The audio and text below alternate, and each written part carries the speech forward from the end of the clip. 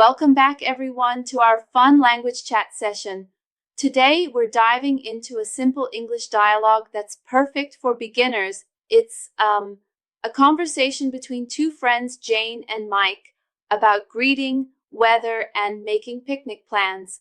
I'm really excited to break it down. It's such a clear example of everyday conversation, right?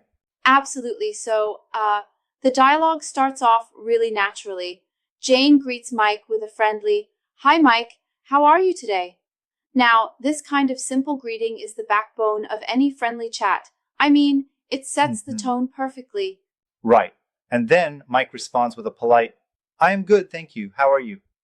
It's almost like a dance of courtesy, very clear and respectful. Exactly. And then after that, they ease into talking about the weather. Jane says, "The weather is so nice today, sunny and warm."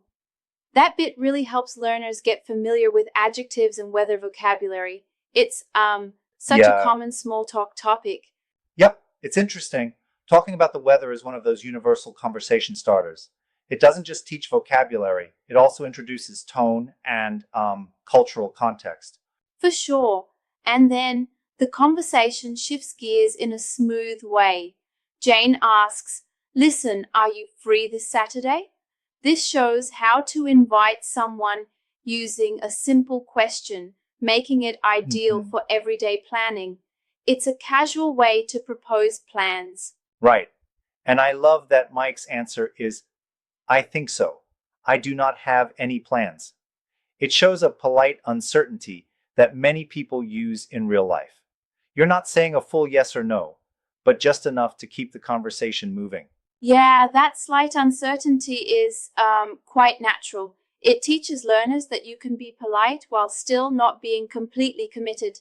And then Jane smoothly follows up by explaining why she asked. She wants to go to the park for a picnic. That's a smart move. It clarifies her invitation and gives context. Also, suggesting a picnic is great because it sets up scenarios for discussing food, time, and place. Exactly. So now we see practical language in action. Jane says, "We could have a picnic. Do you like picnics?" It's such a simple idea, but it covers a lot of ground in terms of useful vocabulary and structure. Yeah, It basically invites interaction and shows how to propose a relaxed plan. and then Mike shows his enthusiasm. He replies, I love picnics. That is a very good idea, Jane. It's such an encouraging response that reinforces positive language learning, right? Right, it's like the dialogue is saying, give compliments and show agreement in a natural way. After that, Jane moves on to discuss the logistics. She talks about what they might eat, like making some sandwiches, and then asks, "Can you bring some drinks?" This part really demonstrates how to ask politely for help. Yes, it's a very practical example. The request is simple but essential. And when Mike says, Of course I can bring juice and water, is that okay? It shows the importance of confirming plans. It's all about collaboration in conversation. Totally. And then comes another little detail. Jane suggests, "Maybe you can bring some fruit too?" Using maybe softens the suggestion. It's polite and leaves room for the other person to agree or decline politely. Mhm. It's a great lesson in making suggestions in a friendly way. I really appreciate that nuance. It reminds learners that in English, the way you phrase a suggestion can be as important as the suggestion itself. Exactly. Then the dialogue moves to nailing down the details. Mike asks, "What time should we meet at the park?" And Jane responds, "Let's meet at 1 p.m. near the big tree." That's key for practicing clear instructions and planning details. Yes, specifying near the big tree instead of just at the park is just so helpful. It teaches the listener to provide extra context to avoid confusion. Right on. And then Mike confirms by saying, "Okay, 1 p.m. near the big tree. I will be there." That repeated confirmation is essential to ensure everyone is on the same page. Mhm. It's something every learner should notice. Absolutely. And as the conversation wraps up, they exchange warm farewells. I am very excited for our picnic on Saturday and see you on Saturday. It's such a natural closing that reinforces the friendly tone from the start. Yep, those goodbye phrases might seem tiny, but they really cap off the conversation perfectly, ensuring that both parties know when and where they'll meet next. And what's more, the dialogue isn't just about the words. It breaks down the meaning behind phrases like, I think so, to show polite uncertainty, and can you bring to make requests? It's really comprehensive for beginners. Exactly. And if you think about it, this dialogue covers so many everyday scenarios in just a few minutes. It's like a mini crash course in simple conversation, from greetings to making plans, and even a bit of small talk about the weather. It's really effective. Yeah, I do wonder though, sometimes the delivery might feel a bit too slow for intermediate learners. Don't you think a little more variation in tone could help keep everyone engaged? That's a fair point.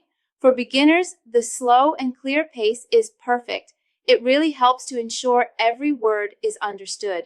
But yeah, a bit of variety in intonation could keep more advanced listeners on their toes. It's really about knowing your audience. Exactly. It's a delicate balance between clarity and engagement. For those new to English, this deliberate pace makes all the difference. But a slight push in energy might benefit those who have been learning for a while. Right. And I also love how the teachers in the dialogue encourage further engagement outside the talk, like asking questions in the comments such as, do you like picnics? What food do you enjoy? That invites listeners to practice writing and thinking in English. Yes, it transforms the dialogue from a passive listening exercise into an active learning experience. It's friendly, interactive, and makes the viewers feel part of the conversation. And that kind of engagement is what makes learning enjoyable.